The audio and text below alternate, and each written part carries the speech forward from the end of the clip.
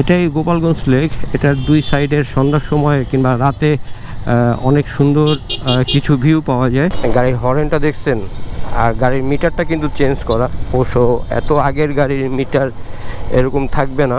আর এটার যে অরিজিনাল যে কিলোমিটারটা চলা, সেই কিলোমিটারটা আর কি দেখাতে পারবো না, কারণ অরিজিনাল যে কিলোটা ওই কিলোটা নাই, যেহেতু মিটার চেঞ্জ করা হয়েছে। এই যে চেসিসটা ফুটো হয়ে গেছে, যদি চেসিসটা রং করাই ফেলতো তাহলে আর কোনো প্রবলেম ছিল না। Everybody knows that I'm breaking down. Everybody knows I ain't faking now. Everybody knows my heart's faking now. Hello everyone, this is Mominul. Welcome back to my YouTube channel and Facebook page Popo Rider. এখন যখন আমি video করতেছি আমি আসছি গোপালগঞ্জ এরিয়ায়। সকালবেলা একটু গোপালগঞ্জে ছোট একটা কাজ পড়ে গেছে, কাজটা কমপ্লিট করতে আর কি আসে এখান থেকে একটু কোর্টে যাব। কোর্টে একটা কাজ আছে, কোর্টের কাজটা সম্পূর্ণ করে গোপালগঞ্জ ঢুকবো। তো ভালো করে চিনি না, এই জন্য জিজ্ঞেস করে নিলাম কোর্টটা কোন দিকে। আকাশের যে অবস্থা, একবার বৃষ্টি ধাওয়াইছে, তো আবার বৃষ্টিতেই নামছি। দেখা যাক কত দূর কি যেতে পারি। আর সকাল থেকে আপনাদেরকে এটা দেখাতে পারিনি, বৃষ্টি ছিল। আর এখন ঝলমলে রোদ, সামনে আবার ওই যে দেখা যাচ্ছে। তো আমার কাছে যে গাড়িটা দেখতেছেন, এই গাড়িটার একটা রিভিউ দিব। এই গাড়িটা হচ্ছে গিয়ে অনেক আগের গাড়ি, পালসার 150। এটা ছিল হচ্ছে গিয়ে আমার এক বন্ধুর 2010 সালের গাড়ি। তো ওই মডেলের গাড়ি, অলমোস্ট একটা সোনার হরিণ কিংবা অলওয়েজ গোল্ড বলতে পারেন, কারণ এইসব গাড়ি এখন পর্যন্ত রাস্তায় চলতেছে।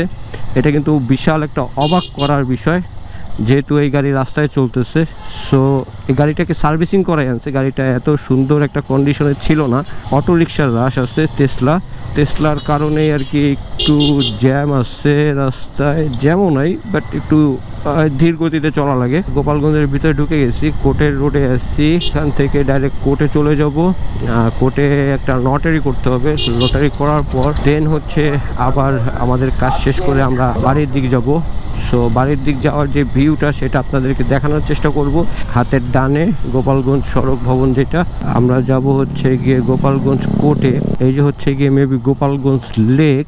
এটাই গোপালগঞ্জ লেক। এটার দুই সাইডের সন্ধ্যার সময় কিংবা রাতে অনেক সুন্দর কিছু ভিউ পাওয়া যায়। গাড়ির হর্নটা দেখছেন, আর গাড়ির মিটারটা কিন্তু চেঞ্জ করা। অবশ্য এত আগের গাড়ির মিটার এরকম থাকবে না। আর এটার যে অরিজিনাল যে কিলোমিটারটা চলা, সেই কিলোমিটারটা আর কি দেখাতে পারবো না, কারণ অরিজিনাল যে কিলোটা ওই কিলোটা নাই, যেহেতু মিটার চেঞ্জ করা হয়েছে। কিন্তু গাড়িটা চালায় যে মজা রে ভাই। আমি কিছু সময় মানে পিছনে বসে আসছি, ডান পাশে ওই যে যেটা দেখতেছেন, এটা হচ্ছে গিয়ে গোপালগঞ্জ স্টেডিয়াম। শহরের যে স্টেডিয়ামটা আছে সেই স্টেডিয়ামটা ওই যে গোপালগঞ্জ শহরের ভিতরেই। আর পাশ দিয়ে লেক, সুন্দর একটা দৃশ্য। বিকালবেলা এইসব জায়গায় ঘুরতে আসলে ভালোই লাগে, মজা আসে আর কি। অবশ্য লেকে পানি হয়নি, এদিকে মেবি বৃষ্টি নামেনি। বৃষ্টি নামলে লেকটা যখন পরিপূর্ণ থাকবে তখন আরও সুন্দর লাগবে দেখতে।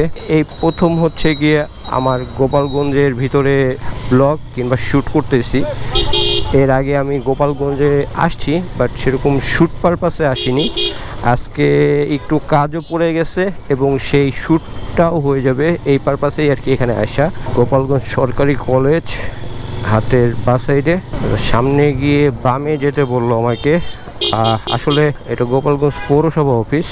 এই যে হচ্ছে গিয়ে বামে, আমি এখান থেকে বামে ঢুকে যাব। বিসমিল্লাহির রহমানির রহিম। এখন যখন রওনা দিচ্ছি তখন আমি হচ্ছে গোপালগঞ্জ টু বরিশাল হাইওয়ে রোডে। এখান থেকে রোড দুইটা, ওই যে রোডটা গেছে ওইটা ভাঙা রোড, ওখান দিয়ে যদি চলে যাই সোজা তাহলে ভাঙা গিয়ে পৌঁছাবো। আর আমি যেহেতু ভাঙা যাব না, টেকেরহাট যাব, সো এই কারণে আর কি এই রোড দিয়ে ঢুকছি, কারণ টেকেরহাট ঢুকতে আমাদের এই রোডটা সহজ হয়। রোডটা সুন্দরও হয়েছে, নবনির্মিত রোড। এবং এই রোডের যে ভিউ ভাই, দেখলে আপনি অবাক হয়ে যাবেন। ওই যে আকাশে দেখা যাচ্ছে, আকাশ এবং মেঘ, দুই পাশে হচ্ছে গিয়ে বিল এবং খাল এরকম আছে। সো দুই পাশে গাছগাছালিও আছে। ওই যে মেঘ উপরে দেখা যাচ্ছে। আসার সময় মেঘের বৃষ্টিতে ভিজছি। এই রোডে অবশ্য সেরকমভাবে টানা যায় না। এই যে গরু, তারপরে মানুষজন এভাবে যাতায়াত করে। গরু একটা এই যে রাস্তার মাঝখানে দাঁড়ায় আছে।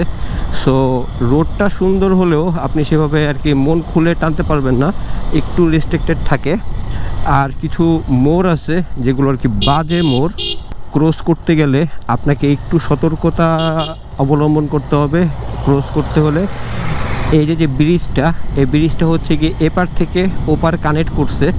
যারা আছে যাত্রী কিংবা ওপাশের যারা বসবাস করে তারা আর কি এখান থেকে ওই পাশ পর্যন্ত যাওয়ার জন্য আগে ছিল হচ্ছে গিয়ে নৌ ব্যবস্থা।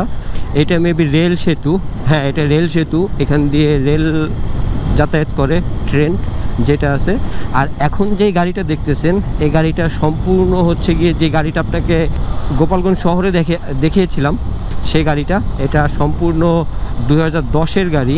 এটাকে মাস্টার সার্ভিস করা হয়েছে, মাস্টার সার্ভিস করে এটা মাস্টার সিলিন্ডার চেঞ্জ করা হয়েছে, মিটার চেঞ্জ করা হয়েছে, হোস পাইপ চেঞ্জ করা হয়েছে, সামনের master cylinder, brake lever, clutch lever এগুলো চেঞ্জ করা হয়েছে, মিটার চেঞ্জ করা হয়েছে, সামনের যে হাইড্রোলিক ক্যালিপারটা আছে এই ক্যালিপারটাও চেঞ্জ করা হয়েছে। রাস্তাটা পুরো নির্মিত হলেও কিছু কিছু জায়গায় যে এরকম আর্দ্র খাদ্র রেখে দিছে যেগুলো আর কি ঠিক করে নাই এখন পর্যন্ত, হয়তোবা ইন ফিউচারে ঠিক হয়ে যাবে। এই হচ্ছে কি রাস্তার সৌন্দর্য। কিন্তু সবচেয়ে বড় কথা হচ্ছে কি রাস্তাটা যে চালাতে যে কি পরিমাণের মজা।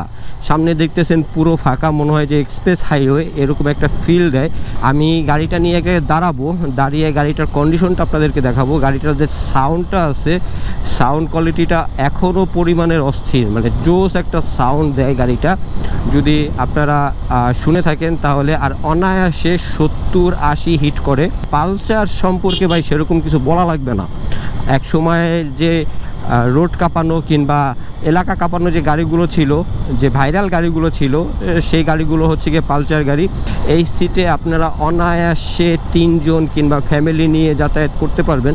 তো এই গাড়িটা চালানোর মূল উদ্দেশ্য হচ্ছে গিয়ে গাড়িটা অনেক বছর আগের। এই যে ট্যাঙ্কিটা আছে এই ট্যাঙ্কিটা পুরাটা হচ্ছে গিয়ে মানে লোহার ট্যাঙ্কি। আপনি এরকম টোকা দিলে বুঝতে পারবেন এখনকার গাড়িতে যে কিট লাগানো আছে সেই কিট নাই গাড়িতে। আর এরপরে যে গাড়িগুলো আসছে এই গাড়িগুলোতে হচ্ছে এরকম নোস লাগানো ছিল সামনে। এটা হচ্ছে গিয়ে সর্বপ্রথম মডেল পালসারের। তারপরে যে মডেলটা আসছে সেই মডেলটা এরকম নোস লাগানো ছিল সামনে, তো এই নোসটা এটা নাই। তো সেটা দেখেই আপনারা বুঝতে পারতেছেন যে এটা কতটা আগের গাড়ি। অনেক কাজ করানো হয়েছে গাড়িটাকে নিয়ে। গাড়িটা অনেক অনেক অনেক অনেক চলছে, যা বলার মতন না আর কি। গাড়িটা প্রচুর পরিমাণে চলছে। সো এই হচ্ছে গিয়ে ব্যাপার স্যাপার। ভাই রোডের ভিউ দেখেন ভাই, view just wow, view wow. এই রোডে যদি আপনি এরকম ভিউ পান বিকালবেলা, বিকাল টাইমে, তাহলে কিন্তু ভাই পয়সা ওসুল হয়ে যাবে। এই পাশে আছে হচ্ছে গিয়ে কুমার নদী এবং এই পাশে আছে হচ্ছে গিয়ে বিল এবং ক্ষেত। এই যে দেখা যাচ্ছে বিল এবং ক্ষেত, ওই যে দূরে মেঘ দেখা যাচ্ছে, প্রচুর পরিমাণের মেঘ। এই হচ্ছে গিয়ে অবস্থা। এবং রোদ আছে, বাট রোদ থাকলে কি হয়েছে, বাতাসের যে ঠান্ডা ভাবটা, এই ঠান্ডা ভাবটা প্রচুর পরিমাণের মজা দিতেছে রাইড করতে। এই যে হচ্ছে গিয়ে কুমার নদী, আমাদের যে নদীটা আছে কুমার নদী, সেটা তো 80 থাকলে কিন্তু আর কিছু লাগে না। আর এখন আছে হচ্ছে গিয়ে 70-এর কাছাকাছি গাড়িটা। এই যে 70-এ ক্রস করলো গাড়িটা, 70-এর কাছাকাছি আছে। এই হচ্ছে গিয়ে ব্যাপার স্যাপার। আজান দিচ্ছে। আমি এক জায়গায় দাঁড়াবো, দাঁড়িয়ে গাড়িটাকে আপনাদেরকে একটু দেখানোর চেষ্টা করব যে গাড়িটার কন্ডিশনটা কি। গাড়িটাকে মাস্টার সার্ভিস করাইছে। যদি একটু আমার সাথে কথা বলে নিত তাহলে আমি কিছু কিছু ব্যাপার ওকে বলে দিতে পারতাম যে এই কাজগুলো করাতে হবে কিংবা এই কাজগুলো করাও। সো মাস্টার সার্ভিস করাইছে গাড়িটাকে। মাস্টার সার্ভিস করায়া এই যে রাস্তাটা দেখতেছেন এটা হচ্ছে গিয়ে উলপুর জমিদার বাড়ি যাওয়ার রাস্তা। এই রাস্তা দিয়ে উলপুর জমিদার বাড়ি যায়। এই যে হচ্ছে গিয়ে উলপুর স্ট্যান্ড।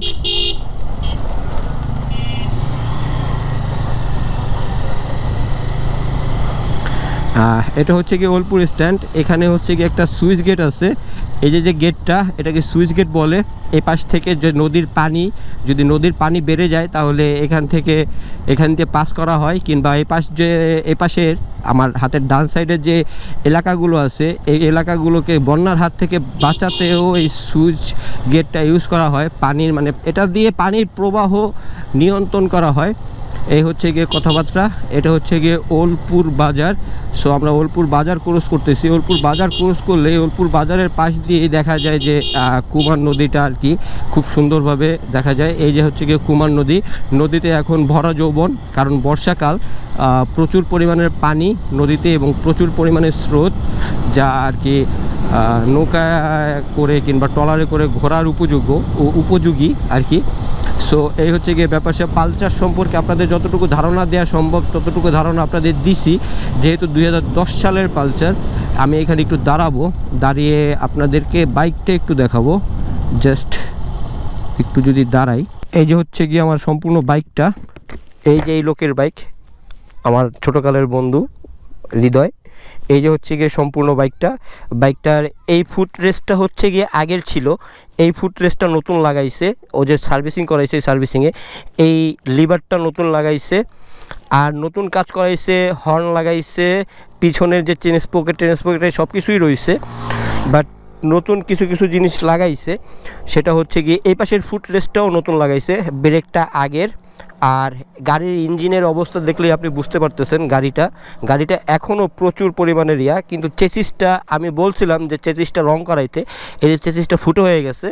যদি চেসিসটা রং করাই ফেলতো তাহলে আর কোনো প্রবলেম ছিল না, আর কোনো প্রবলেমও হতো না। এই যে মাস্টার সিলিন্ডার, সামনের ব্রেকের যে ফ্রন্ট ব্রেকের যে মাস্টার সিলিন্ডারটা এবং লিভারটা, এটাও নতুন লাগাইছে। এই যে গ্রিপটা নতুন লাগাইছে, এবং এই মার্গারটা নতুন লাগাইছে। এটা হচ্ছে গিয়ে ক্যালিপার, ডুয়েল পিস্টন ক্যালিপারটাও নতুন লাগানো হয়েছে। আর আছে হচ্ছে দুইটা ফগ লাগানো আছে, যেহেতু পালসারের লাইটটা হচ্ছে গিয়ে হ্যালোজেন লাইট, সো দুইটা ফগ লাগানো আছে। আর এই হচ্ছে গিয়ে গাড়িটা। কিন্তু সর্বোপরি কথা হচ্ছে গিয়ে গাড়িটা হচ্ছে 2010 সালের গাড়ি। 2010 সালের গাড়ি হিসেবে গাড়িটা এখনও যে কী পরিমাণে টিপটাপ, মানে কেউ না চালালে বুঝতে পারবে না ভাই যে গাড়িটা কী পরিমাণে টিপটাপ। একটু ঘষা ঠসা খাইছে, এটা অনেক আগের গাড়ি ছিল, এটা ওর বাবা চালাইছে। সামনে যে অয়েল সিল দুইটাও কাটা ছিল, অয়েল সিল দুইটাও লাগাইছে, নতুন লাগানো হয়েছে। এখানে আরও কিছু কাজ করলে ভালো হতো, যদি এইটাকে মানে এক্সস্ট পাইপটাকে খুলে ঘষে রং করে নিত তাহলে আরেকটু ভালো হতো। আর এই হচ্ছে গিয়ে গাড়ির সম্পূর্ণ লুক, আর এই যে হচ্ছে গিয়ে বাইক। তো এখন চলেন আবার বাইকে আসি। এখন যখন ভিডিও হচ্ছে আমি তখন হচ্ছে গিয়ে ওর পিছনে আছি। পালসারের যে পিলিয়ন সিটটা ভাই, এইটার সম্পর্কে বলা লাগবে না, এটা অমায়িক একটা জিনিস। কারণ আপনি যদি লং রাইডে পালসার ইউজ করেন তাহলে কিন্তু মানে জোস। কারণ লং রাইডে আপনি আপনার জিনিসপত্র নেয়ার যে স্পেস কিংবা আপনার ফ্যামিলি নেয়ার যে স্পেসটা, সেটা সম্পূর্ণভাবে আপনি ফিল করতে পারবেন এবং সম্পূর্ণভাবে নিতে পারবেন। কারণ এতে আপনার কোনো প্রকারের হ্যাসেল পোহাতে হবে না। কারণ যে স্পেসটা জোস, এবং যে সিটটা আছে, সিটের যে ফোমটা আছে, সেই ফোমটাও মাশাল্লাহ, বসে অনেক আরাম, মানে মনে হচ্ছে যে আমি কোনো সোফায় বসে আছি, এরকম একটা অবস্থা। আর এখন আমি যে পিলিয়নের যে মজাটা নিতেছি, এই মজাটাও জোস। যে সামনে রাইড করবে তারও কোনো হ্যাসেল নাই, এবং যে পিছনে বসে থাকবে তারও কোনো হ্যাসেল নাই। দুই পাশে সৌন্দর্য যদি এরকম সুন্দর থাকে এবং রাস্তা যদি এত বাটার স্মুথ থাকে, তাহলে ভাই এই পালসার নিয়ে লং ট্রিপ দেয়া কোনো ব্যাপারই না। আমি যখন এখান থেকে ক্রস করতেছি টেকেরহাট আর হচ্ছে আছে 23 কিলো। সো এই 23 কিলো আমার এই বন্ধুই চালাবে।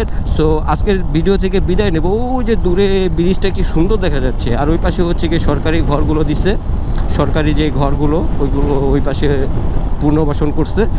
আর আকাশে একটু মেঘ জমছে, একটু না, ভালোই মেঘ জমছে। তাহলে আর আপনারা আমার ব্লগ দেখতে থাকেন। যদি আজকের ভিডিও থেকে একটু পরিমাণে ভালো লেগে থাকে তাহলে অবশ্যই লাইক, কমেন্ট, শেয়ার করে সাবস্ক্রাইব করে পপুর সাথে থাকবেন এবং পপুকে দেখতে থাকবেন। Tata, bye bye.